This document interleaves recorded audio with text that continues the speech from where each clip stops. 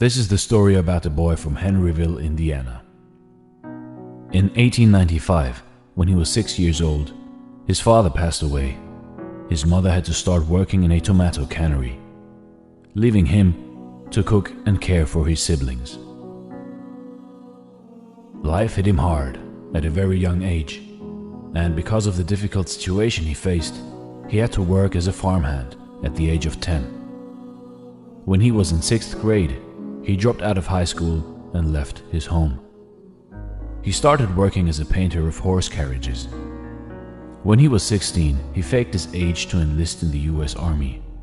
After being honorably discharged a year later, he started working as a railway laborer and studied law at the nearby university, until he ruined his legal career by getting into a fight. He was forced to move back in with his mom and get a job selling life insurances. After some time, he got fired for not following orders. Some years later, he established a ferryboat company, and it was an instant success. Later on, he tried cashing in on his ferryboat business to create a chemical lamp manufacturing company, only to find out that another company was already selling electric lamps, much better than his company's lamps. All this hardship in life, but this guy wouldn't give up. He moved to work as a salesman for a tire company. But again, he lost his job when the company closed its manufacturing plant. By the age of 40, he met the general manager of an oil company, who asked him to run a service station for him. But the station had to close down again as a result of the Great Depression. That same year, the Shell Oil Company offered him a service station, rent-free, in return for paying the company a percentage of sales.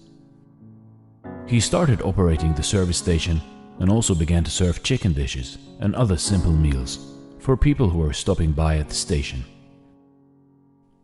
His pan-fried chicken soon became a favorite with the people of the area and made him famous in the region. A few years later, he took out the station and started a proper restaurant. After fairly succeeding at this venture, he started to advertise his food, and to his shock, an argument erupted out of the blue with a local competitor and resulted in a fatal shootout with one of his employees dying. 4 years later, he bought a motel next to his chicken restaurant, hoping for better business. But it caught fire and burned down to the ground together with his restaurant. Yet this ambitious man rebuilt and ran a new motel with a 140-seat restaurant until World War II forced him to close it down again. When war had ended, he tried selling his recipes to other restaurants. His recipe was rejected 1,009 times, when finally, in 1952, he sold his secret recipe, Kentucky Fried Chicken, for the first time to the operator of one of the city's largest restaurants. It quickly became a hit, and as a result, several other restaurant owners franchised the concept and paid him 4 cents per chicken. However, good times didn't last very long.